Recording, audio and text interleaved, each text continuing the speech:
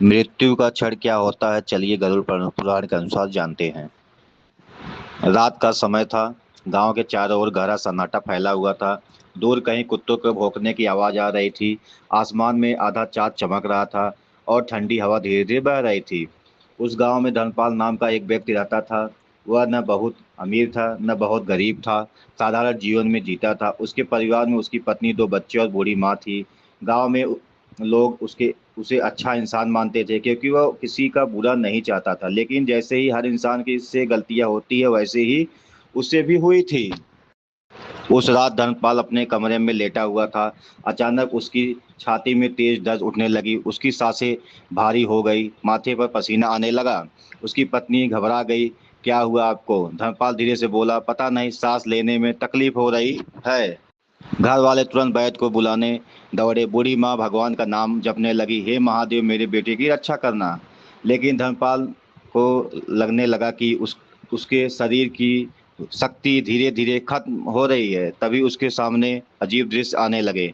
उससे अपना बचपन दिखाई देना दिया।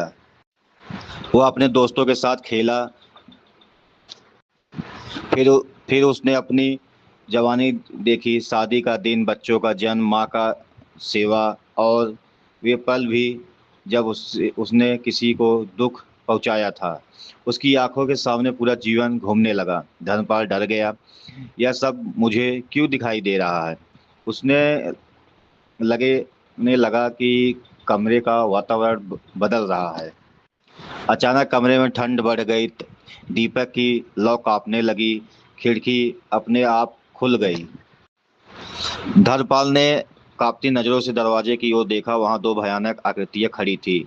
लंबे काले शरीर, लाल चमकती आंखें, हाथों में गदा, चेहरा इतना डरावना कि देखकर किसी को भी आत्मा कांप जाए। धर्मपाल चीख पड़ा, तुम कौन हो? उनसे एक ही बार भारी आवाज में बोला, यह हम यमदूत हैं। यह सुनते ही धर्मपाल का शरीर कांप उठा। नहीं, अभी नहीं, मेरे बच्चे छोटे हैं, मेरी माँ बूढ़ी है, मुझे मत ले जाओ। दूसरा यमदूत बोला, धीरे, धरती पर आने वाला हर जीव एक दिन वापस जाता है, तुम्हारी आयु पूरी हो चुकी है। धर्मपाल जोर से रोने लगा। उसने अपनी पत्नी का हाथ पकड़ना चाहा, लेकिन उसके हाथों में अब ताकत नहीं थी। धीरे धीरे उसकी सांसें टूटने लगी। घर में रोने शुरू हो गया।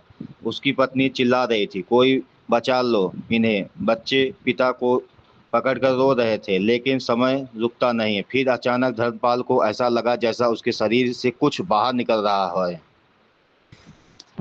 एक पल के लिए सब शांत हो गया और अगले ही क्षण धर्मपाल ने खुद को अपने ही शरीर के पास खड़ा पाया।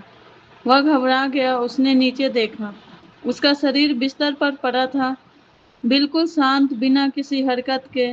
घर वाले उस शरीर को पकड़कर रो रहे थे। धर्मपाल डर गया।